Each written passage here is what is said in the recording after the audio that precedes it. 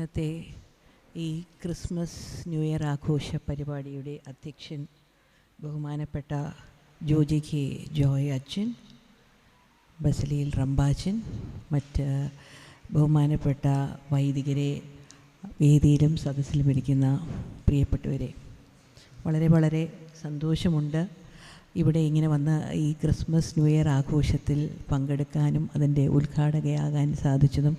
അതോടൊപ്പം വലിയ പ്രാസംഗികരായ അച്ഛനും റമ്പാച്ചൻ്റെയൊക്കെ മുമ്പിൽ രണ്ട് വാക്ക് സംസാരിക്കാനും ഒക്കെ സാധിച്ചതിലുള്ള സന്തോഷം ആദ്യം തന്നെ അറിയിക്കുകയാണ്. എന്നെ ഇങ്ങോട്ട് ക്ഷണിച്ചത് അബുവാണ്. അബുവിനോടും ഇതിൻ്റെ എല്ലാ ഭാരവാഹികളോടുമുള്ള നന്ദി അറിയിക്കുന്നു. നാം ഇന്നിവിടെ ക്രിസ്മസ് ന്യൂ ഇയറാണ് ആഘോഷിക്കുന്നത്. എന്താണ് ക്രിസ്മസ്? നമ്മൾ ക്രിസ്മസ് എന്ന് കേൾക്കുമ്പം ആദ്യം നമ്മുടെ മനസ്സിൽ വരുന്ന എന്താണ്? Christmas tree, cake, star. നമ്മളെവിടെയെങ്കിലും പോയി ചോദിച്ചു കഴിഞ്ഞാൽ കുഞ്ഞുങ്ങളൊക്കെ എന്താ ക്രിസ്മസ് എന്ന് പറയുമ്പം ആദ്യം എന്താ നിങ്ങളുടെ മനസ്സിൽ വരുന്നത്? ആർക്കും ഉത്തരമില്ലേ? പഴകുളത്തിലെ ബോയ്സും ഗേൾസും സ്മാർട്ടല്ല. Star, star. പിന്നെന്താ? കേക്ക്. അവിടെ മോള് പറഞ്ഞു, കേക്ക് പറഞ്ഞു. അപ്പം ഇങ്ങനെ നമ്മൾ ഇങ്ങനെ ചോദിക്കുമ്പോൾ പിള്ളേരോട് ചോദിച്ചാൽ പിള്ളേരെല്ലാവരും പറയുന്നത് ട്രീ, സ്റ്റാർ, കേക്കൊക്കെയാണ്. പക്ഷേ യഥാർത്ഥമായ ക്രിസ്മസ് എന്താണ്? പുൽക്കൂട്ടിലുള്ള ഉണ്ണി യേശുവാണ് യഥാർത്ഥമായ ക്രിസ്മസ്.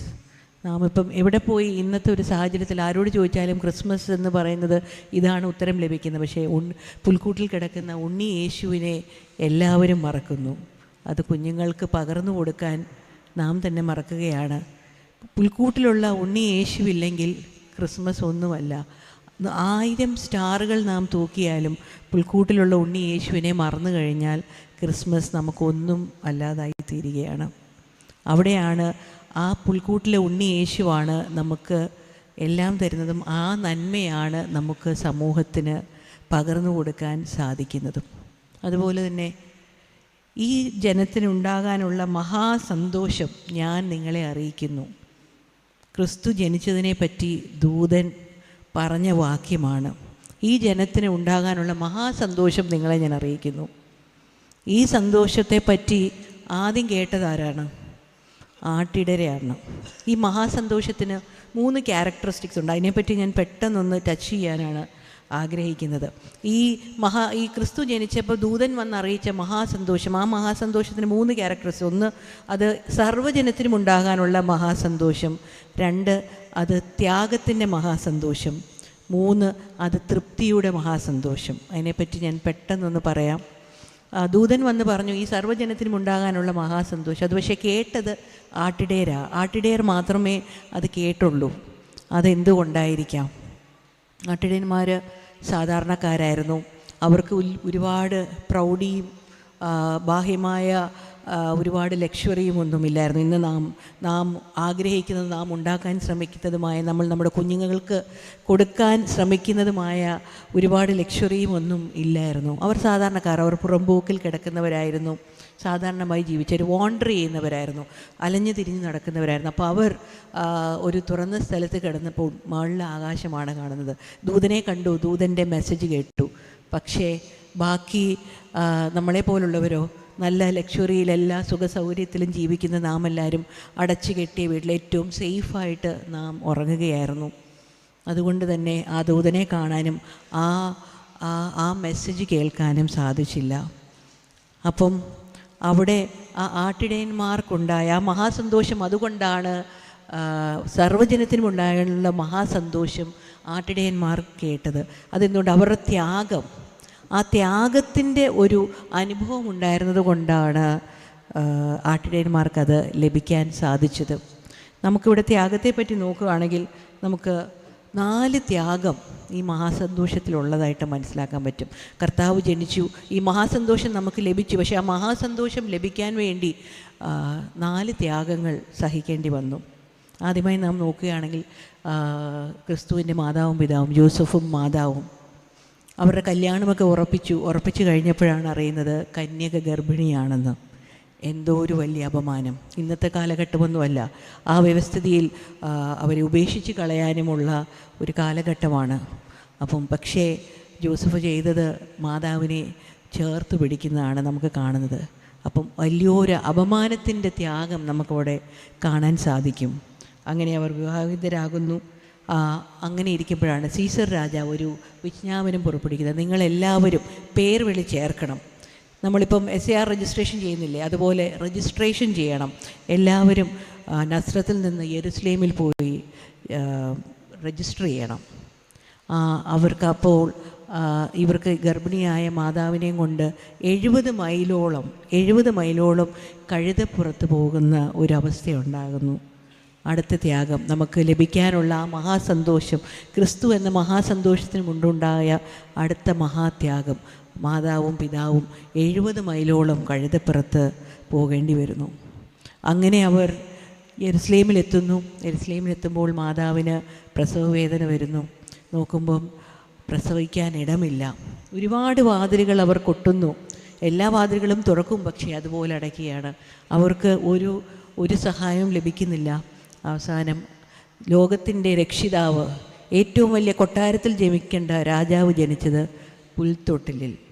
എന്തൊരു വിഷമമായിരുന്നായിരിക്കും യേശു ജനിച്ചു വീണത് പുൽത്തൊട്ടിലിൽ. അടുത്ത മഹാത്യാഗം.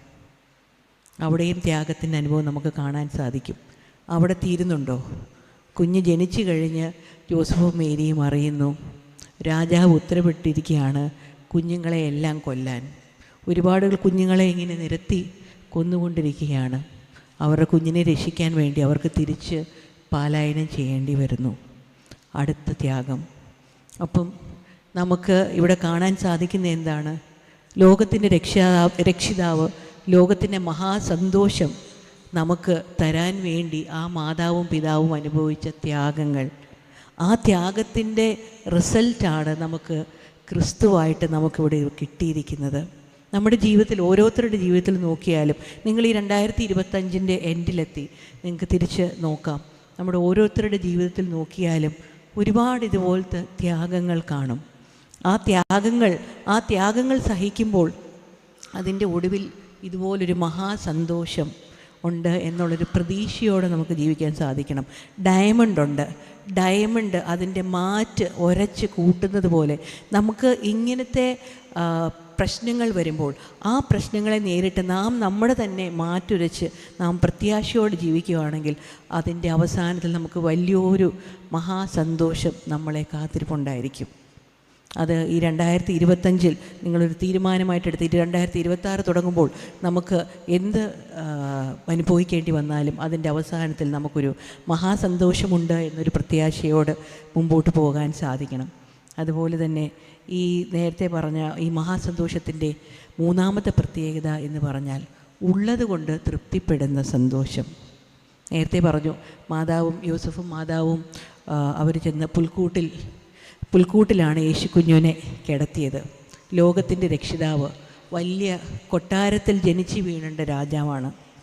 പട്ടുമെത്തയിൽ വീഴേണ്ട രാജാവിനെ പുൽത്തൊട്ടിൽ, കാലിത്തൊഴുത്തിലാണ് ജനിച്ചു വീഴുന്നത്. കൊട്ടാരത്തിൽ ജീവിക്കേണ്ട ക്രിസ്തുദേവൻ ജനിച്ചു വീഴുന്നത് മൃഗങ്ങളുടെ ഇടയിലാണ്. എന്തായിരുന്നായിരിക്കും മാതാവിൻ്റെയും പിതാവിൻ്റെയും മനസ്സിൽ കൂടെ ഓടിയിരിക്കുന്നത്? അവരുടെ ആദ്യത്തെ കുഞ്ഞ്. നമുക്ക് ഓരോരുത്തർക്കും അറിയാം, നമുക്ക് നമ്മുടെ വീട്ടിലൊരു കുഞ്ഞ് ജനിക്കുമ്പോൾ നമ്മൾ ചെയ്യുന്ന പ്രിപ്പറേഷൻസ് അവരും അങ്ങനെ ആഗ്രഹിച്ച് കാണും. പക്ഷേ അവസ്ഥയോ? അതായിരുന്നു അവരുടെ മനസ്സിലെ ചിന്തയെങ്കിലും അവിടെ ആട്ടിടയന്മാർ ഈ മഹാസന്തോഷം അന്വേഷിച്ച് അവർ വന്ന് കാണുമ്പോൾ എന്താണ് കാണുന്നത്? മാതാവും പിതാവും എത്ര ദുഃഖിച്ചെന്ന് പറഞ്ഞാലും അവരാ കാലിത്തൊഴുത്തിൽ കാണുന്നത് ഏറ്റവും സമാധാനമായി കിടന്നുറങ്ങുന്ന ഉണ്ണി യേശുവിനെയാണ്.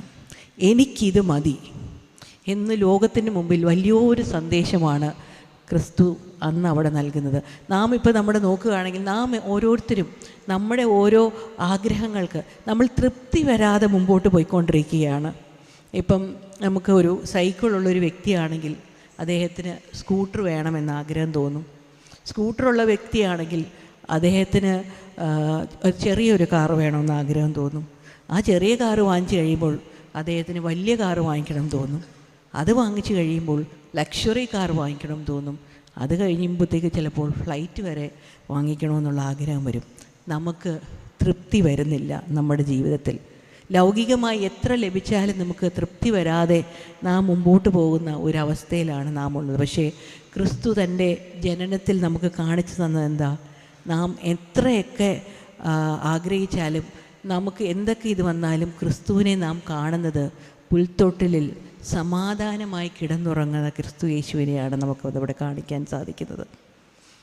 അതാണ് പറഞ്ഞത് മഹാസന്തോഷത്തിൻ്റെ 3 ക്യാരക്ടറിസ്റ്റിക്സ്.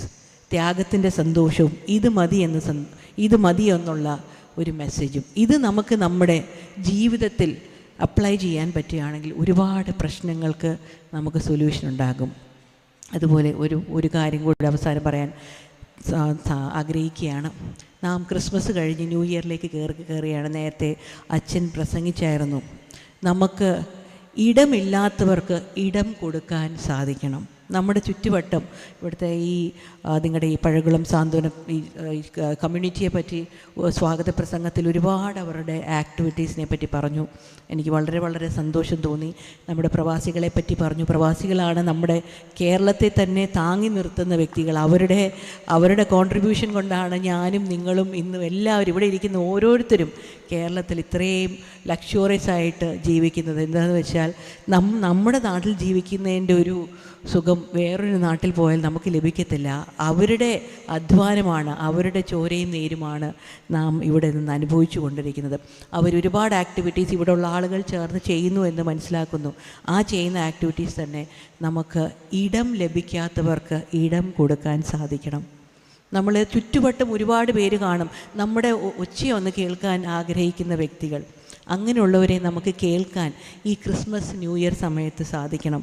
ഒരു ചെറിയൊരു കഥ പെട്ടെന്ന് പറഞ്ഞത് തീർക്കാം ഞാൻ. ഒരു ഹോം നേഴ്സ് ഉണ്ടായിരുന്നു. അദ്ദേഹം ഒരു വൃദ്ധയായ സ്ത്രീയെ പരിചരിക്കുകയായിരുന്നു. അവർക്ക് മരുന്നും ഭക്ഷണവുമൊക്കെ കൊടുക്കണം. ദിവസവും മരുന്നും ഭക്ഷണമൊക്കെ കൊടുക്കും. പക്ഷേ ഈ സ്ത്രീ ഡെയിലി ഈ വ്യക്തിയോട് ചോദിക്കും, സമയം എത്രയായി, ഞാൻ എവിടെയാണ്? ഒരു ദിവസം 2-3 പ്രാവശ്യം ചോദിക്കും. ഈ ഹോം നേഴ്സ് കൃത്യമായിട്ട് അതിന് ആൻസർ പറയും. കുറച്ച് ദിവസം കണ്ടിന്യൂസ്ലി ചോദിച്ചപ്പോൾ അദ്ദേഹത്തിനൊരു മുഷിപ്പ് തോന്നി. ഒരു ദിവസം അദ്ദേഹം ആ ചോദ്യം തിരിച്ചു ചോദിച്ചപ്പോൾ ആ വൃദ്ധയായ സ്ത്രീ അതിൻ്റെ ഉത്തരം കൃത്യമായിട്ട് പറഞ്ഞു. അവനൊരു ഇറിറ്റേഷൻ തോന്നി. അപ്പം അവൻ ചോദിച്ചു, എന്തിനാണ് അമ്മയ്ക്കിത് കൃത്യമായിട്ട് അറിയാമെങ്കിൽ എന്നോടിത് ദിവസവും ചോദിക്കുന്നത്? അമ്മയ്ക്ക് തന്നെ നോക്കിയാൽ പോരെ? അപ്പോൾ ആ സ്ത്രീ പറഞ്ഞു, മോനെ, എന്നോട് സംസാരിക്കാൻ ആരുമില്ല.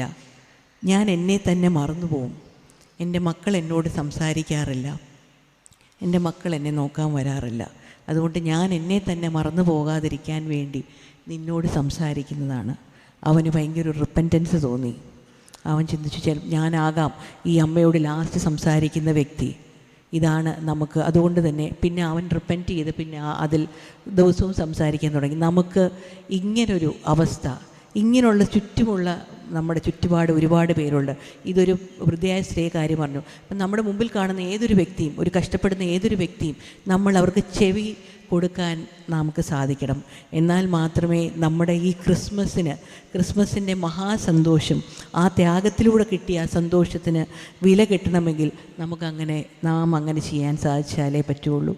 എന്തായാലും നിങ്ങളുടെ ഇവിടുത്തെ ഈ ക്രിസ്മസ് ന്യൂ ഇയർ ഈ പരിപാടിക്ക് ഇവിടെ വരാനും നിങ്ങളെല്ലാവരും കാണാനും സാധിച്ചതിലുള്ള സന്തോഷം അറിയിക്കുന്നു.